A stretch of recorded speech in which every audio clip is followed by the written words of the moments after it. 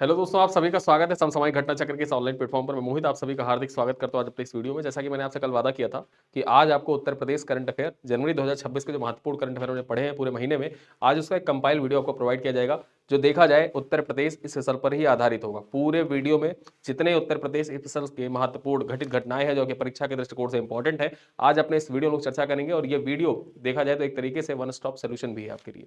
ठीक है, Uttar Pradesh current affair इससे ज्यादा आपकी परीक्षा में ना पूछा जाएगा, ना आपको इससे बेहतर कहीं अन्य जगह मिलेगा। जो यहाँ है वो सब जगह है, जो यहाँ नहीं वो कहीं नहीं है। ठीक है, चलिए स्टार्ट करते हैं अपने महत्वपूर्ण करंट अफेयर, एक एक कर चर्चा करेंगे। देखा जाए तो इस क्लास की जो पीडीएफ है वो पीडीएफ आपको कल व्हाट्सएप ग्रुप में शेयर कर दी जाएगी। यहाँ पर जो पीपीटी लगी हुई है वो पीपीटी मूलतः हिंदी भाषा में लगी हुई है। आज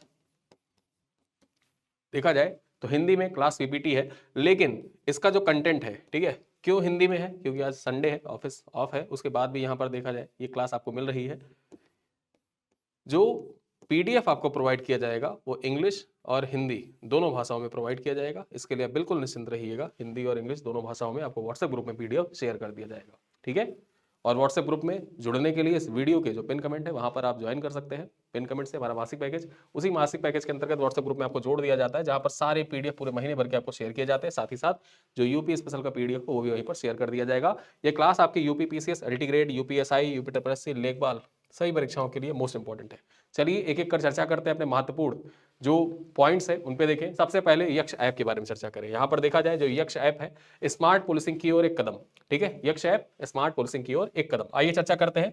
यहां पर देखें तो यक्ष ऐप उत्तर प्रदेश पुलिस के द्वारा विकसित एक उन्नत डिजिटल प्रणाली है जिसे पुलिस कार्यप्रणाली की रियल टाइम मॉनिटरिंग के लिए बनाया गया है। इसमें एआई आधारित फेस रिकॉग्निशन और क्राइम जीपीटी जैसे अत्याधुनिक तकनीकी का प्रयोग कर डेटा के सटीक विश्लेषण किया जाता है। ठीक है, तो याद रखना ये यक्ष ऐप किसके द्वारा विकसित किया गया है? उत्तर प्रदेश पुलिस के द्वारा विकसित किया गया है। इसका मुख्य उद्देश्य क्या है? तो जो पुलिस है उसकी कार्यप्रणाली का रियल टाइम मॉनिटरिंग करना।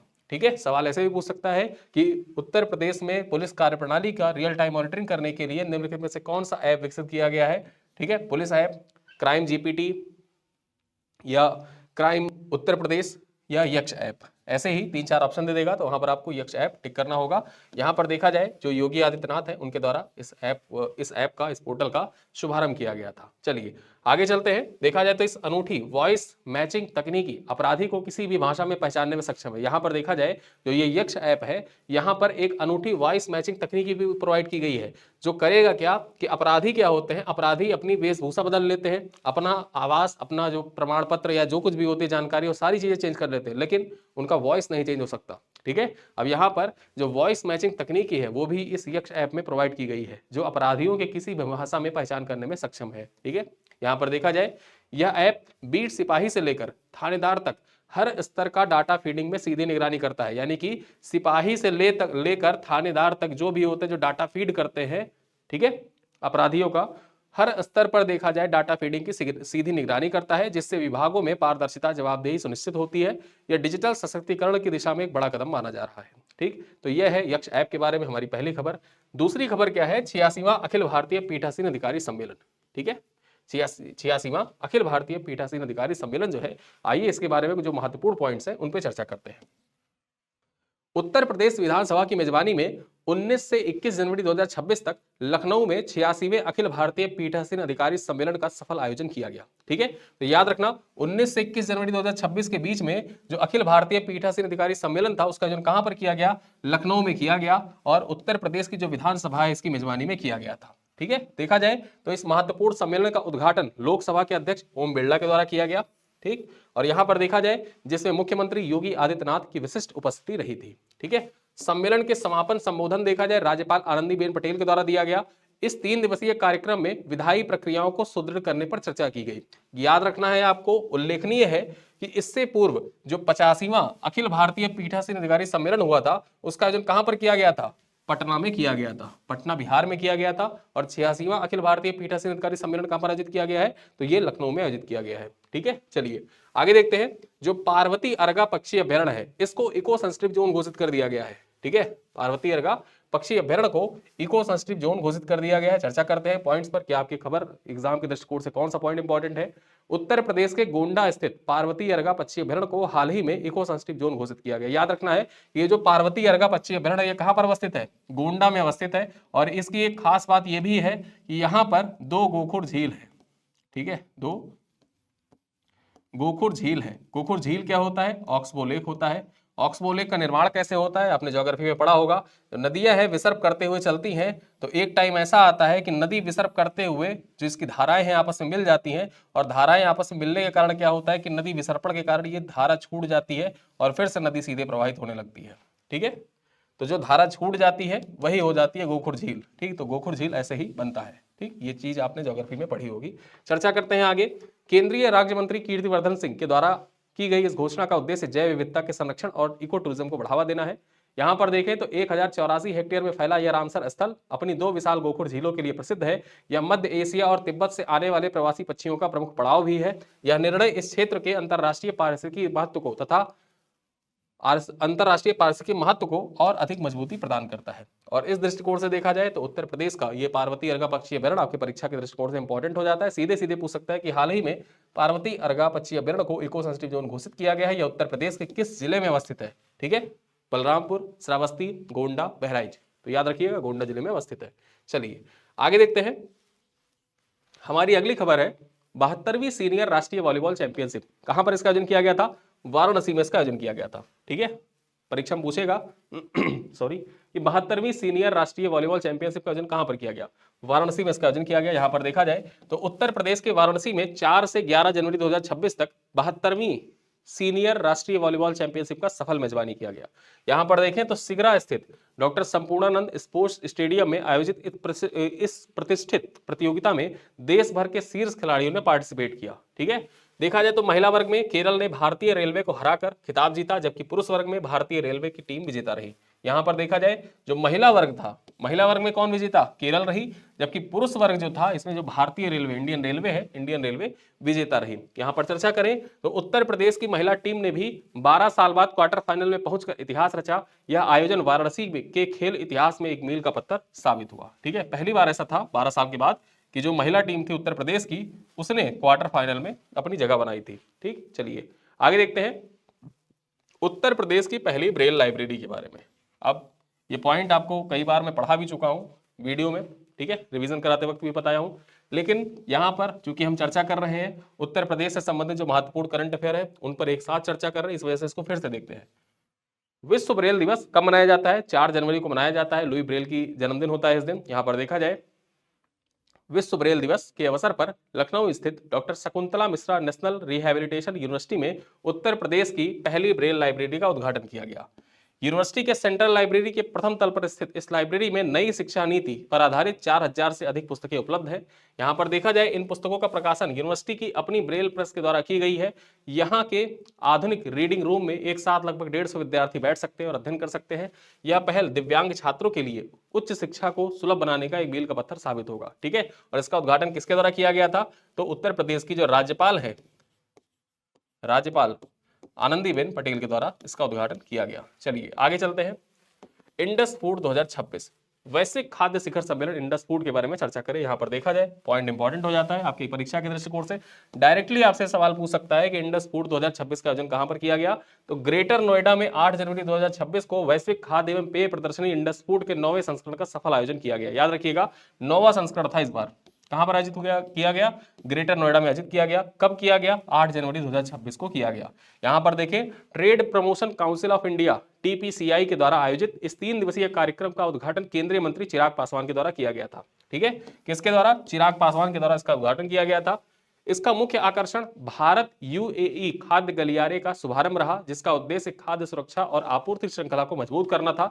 इस आयोजन ने दुनिया भर के खाद्य उत्पादकों, खरीदारों और नीति निर्माताओं को एक साझा मंच प्रदान कर द्विपक्षीय व्यापार को गति प्रदान की। ठीक है, और इसी वजह से ये जो इंडस फूड है ये आपकी परीक्षा के लिए इंपॉर्टेंट हो जाता है। कहां पर इसका आयोजन किया गया, ग्रेटर नोएडा में इसका आयोजन किया गया था। चलिए आगे देखते हैं।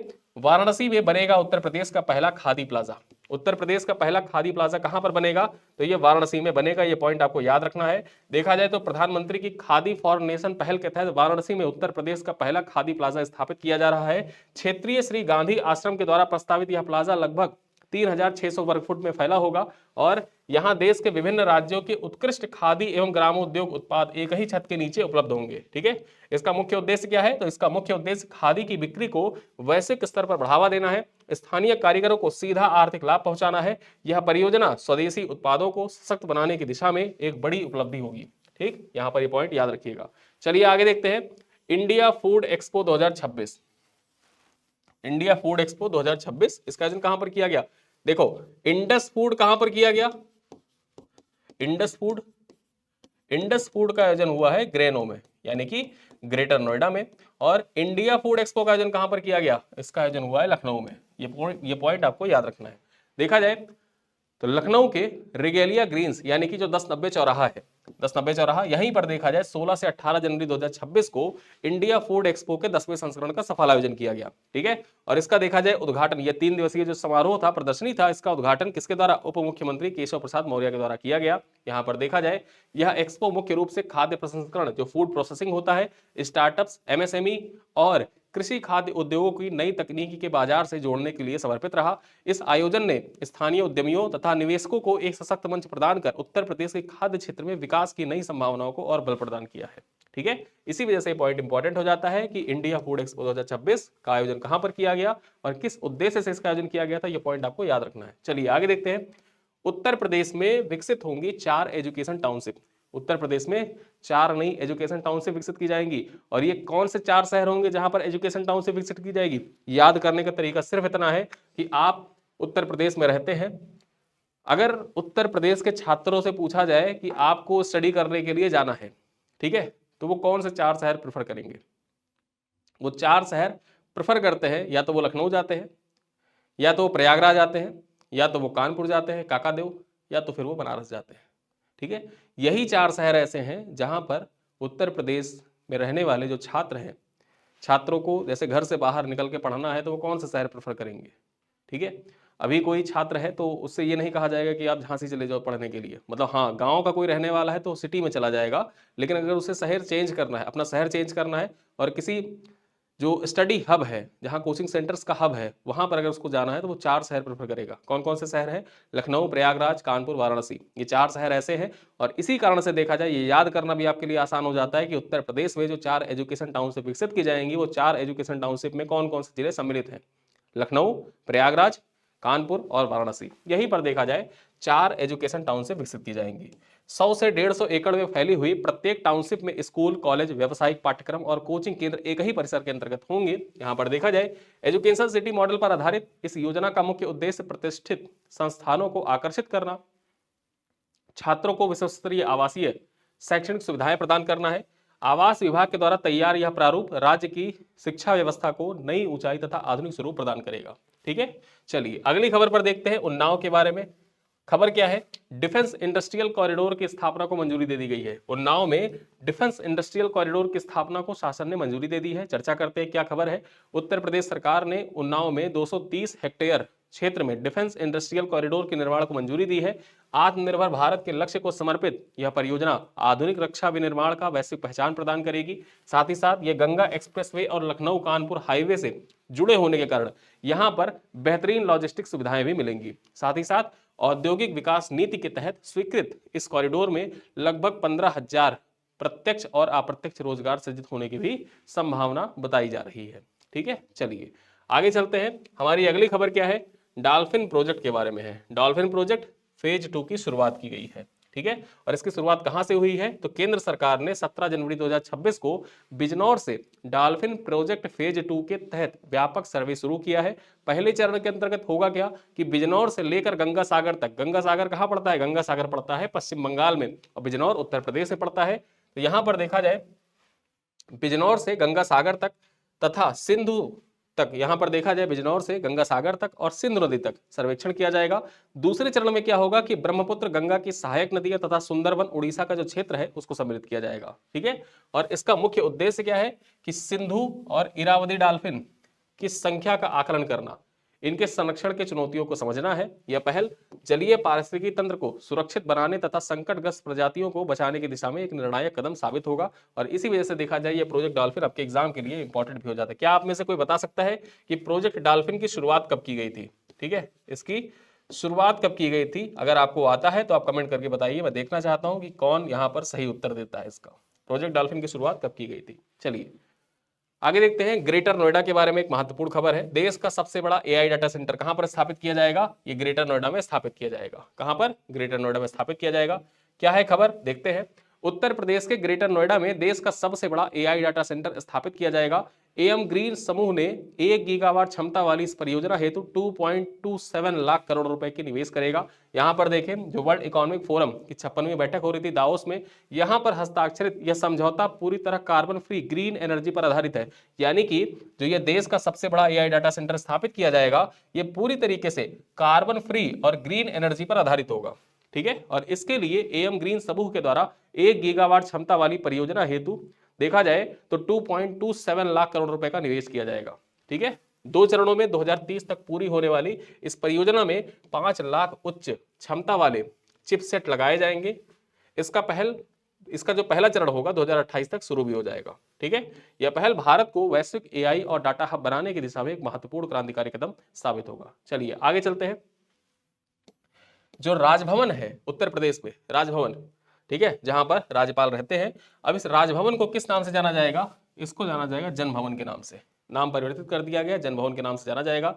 यहां पर देखा जाए, उत्तर प्रदेश के राज्यपाल के आधिकारिक आवास राजभवन का नाम बदलकर अब जन भवन कर दिया गया है।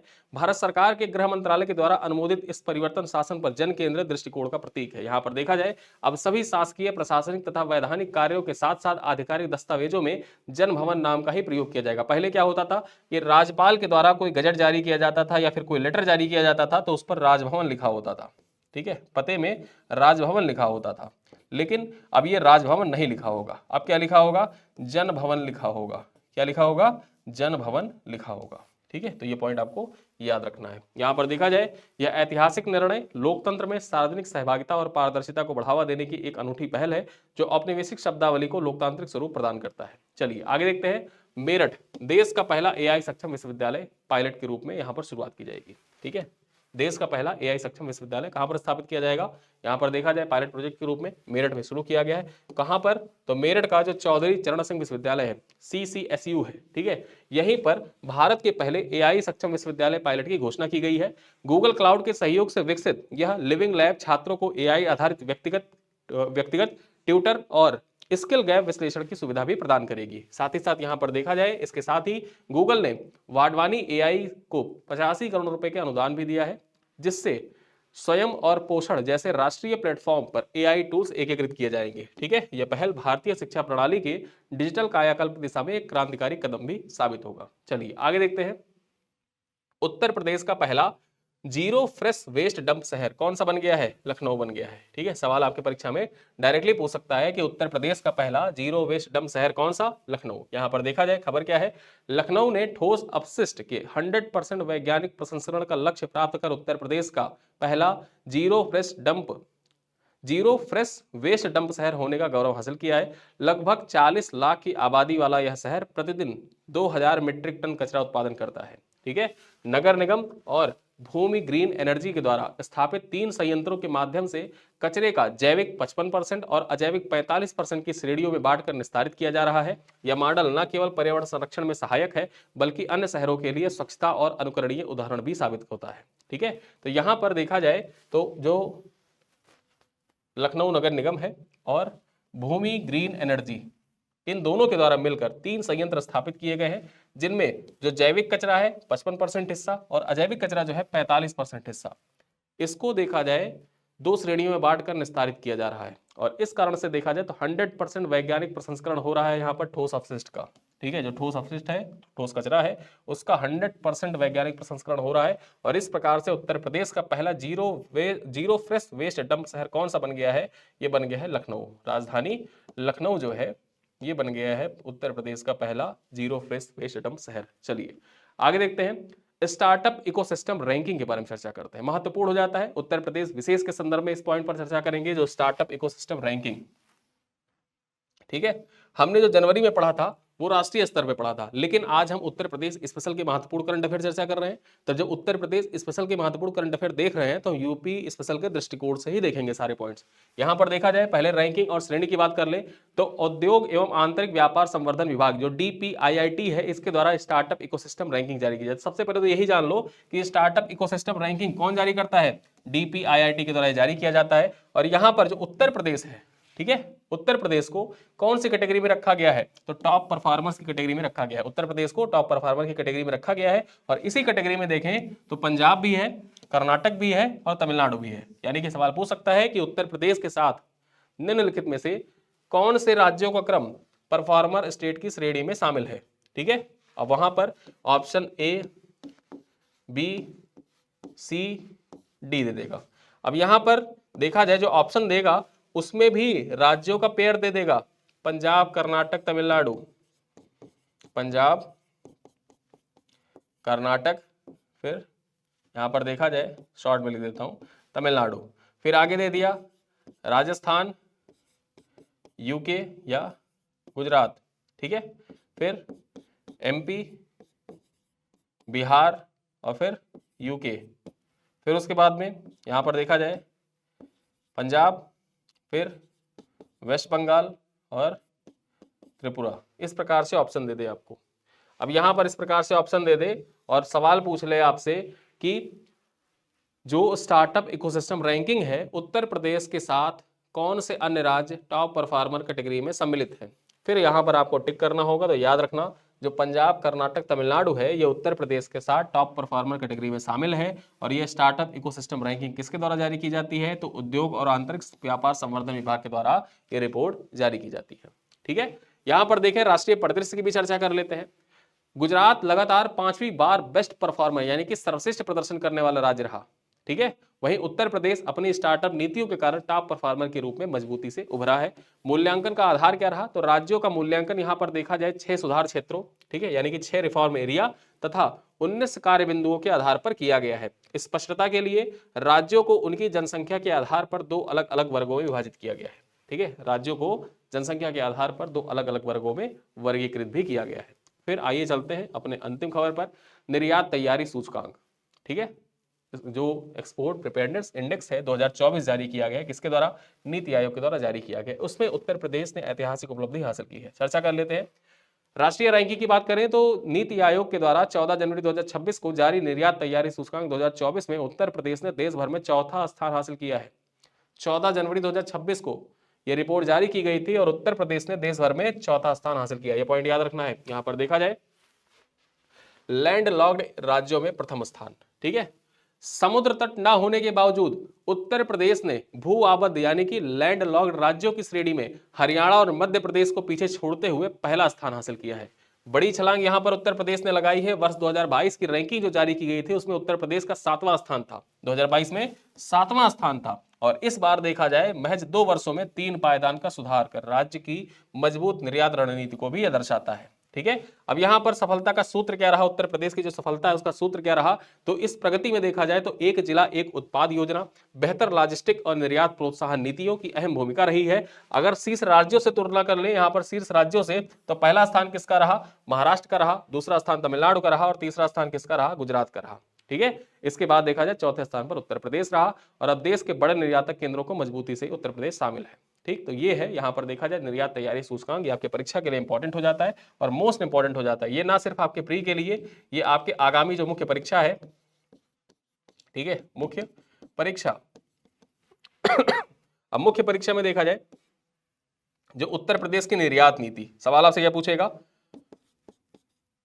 उत्तर प्रदेश की निर्यात नीति या फिर उत्तर प्रदेश निर्यात की संभावना, उत्तर प्रदेश में निर्यात की संभावनाओं पर विस्तृत व्याख्या कीजिए, चर्चा कीजिए, या जो कुछ भी सवाल आपसे पूछे तो निर्यात से संबंधित सवाल अगर पूछता है, क्योंकि जीएस पेपर 5 और 6 का पेपर ऐड है, तो यहाँ पर जीएस पेपर 6 जो होगा उसमें सवाल पूछ सकता है आपसे। ठीक है, और वहां पर आप नीति आयोग के द्वारा कोई रिपोर्ट जारी की गई है तो आपके लिए इंपॉर्टेंट हो ही जाता है। अब नीति आयोग की जो निर्यात तैयारी सूचकांक है आपके मुख्य परीक्षा के लिए इंपॉर्टेंट हो जाता है, यूपी स्पेशल के दृष्टिकोण से भी इंपॉर्टेंट हो जाता है, जीएस पेपर 3 के दृष्टिकोण से भी इंपॉर्टेंट हो जाता है। ठीक है। चलिए अब यहां पर अंत में कुछ सवाल आपसे पूछेगा जिनका उत्तर आप कमेंट बॉक्स में दीजिएगा। यक्ष ऐप किस राज्य पुलिस के द्वारा विकसित किया गया है? उत्तर प्रदेश, मध्य प्रदेश, महाराष्ट्र या बिहार? क्वेश्चन नंबर 2 है 86वें अखिल भारतीय पीठासीन अधिकारी सम्मेलन का आयोजन किस शहर में किया गया? लखनऊ, पटना, दिल्ली, मुंबई में। क्वेश्चन नंबर 3 है पार्वती अर्का पक्षी अभ्यारण्य किस राज्य में स्थित है? उत्तर प्रदेश में, मध्य प्रदेश में, राजस्थान में, उत्तराखंड में। सॉरी। इंडस फूड 2026 का आयोजन किस स्थान पर हुआ? जो इंडस फूड 2026 है इसका आयोजन किस स्थान पर हुआ? ग्रेटर नोएडा, लखनऊ, वाराणसी या आगरा? कंफ्यूज मत होइएगा, इंडिया फूड एक्सपो और इंडस फूड दोनों में अंतर है। 5वां नंबर का सवाल है उत्तर प्रदेश का पहला खादी प्लाजा कहां स्थापित किया जा रहा है? वाराणसी में, लखनऊ में, इलाहाबाद में या कानपुर में? ठीक है, तो यहां पर देखा जाए ये लगभग 25 मिनट के आसपास का वीडियो और 25 मिनट के आसपास वीडियो जो है, इस पूरे वीडियो में उत्तर प्रदेश स्पेशल के जितने महत्वपूर्ण करंट अफेयर आपने जनवरी महीने में पढ़े हैं, आपके परीक्षा के दृष्टिकोण से इंपॉर्टेंट जो भी रहे, टू द पॉइंट आपके समक्ष प्रस्तुत किया गया है और ये वीडियो क्लास आपकी परीक्षा के दृष्टिकोण से मोस्ट इंपॉर्टेंट है। ऐसे ही हर महीने के एंड में पूरे महीने का कंपाइल आपको उत्तर प्रदेश का करंट अफेयर प्रोवाइड किया जाएगा, जिससे आपकी जो उत्तर प्रदेश स्पेशल की तैयारी है वो भी एक साथ होती जाएगी। आप करते क्या है कि आप जो नेशनल करंट अफेयर है उस पर फोकस करते हैं, उत्तर प्रदेश को पीछे छोड़ देते हैं, फिर लास्ट में परेशान होते हैं कि उत्तर प्रदेश स्पेशल कहां से कंप्लीट करें। अब वो कंप्लीट करने की जो टेंशन है वो आप बिल्कुल खत्म कर दीजिए, बिल्कुल भी आप भूल जाइए कि आपको उत्तर प्रदेश स्पेशल के लिए परेशान होना है, परेशान बिल्कुल नहीं होना है। अब घटना चक्र आपके साथ देखा जाए हमेशा खड़ी है और महीने के एंड में आपको उत्तर प्रदेश स्पेशल के जो महत्वपूर्ण करंट अफेयर है वो सारी चीजें आपको प्रोवाइड की जाएगी। इस क्लास की जो पीडीएफ है वो कल व्हाट्सएप ग्रुप में शेयर कर दी जाएगी। यहाँ पर देखा जाए जो लोग व्हाट्सएप ग्रुप में नहीं जुड़े हुए हैं हमारे मासिक पैकेज से जुड़ जाए, वहां पर आपको व्हाट्सएप ग्रुप से जोड़ दिया जाता है, जहां से आप पीडीएफ आपको डेली अपडेट होती रहती है। ठीक है, तो इन्हीं सब बातों के साथ इस वीडियो को करते हैं समाप्त। मिलते हैं अगली क्लास में, तब तक के लिए धन्यवाद।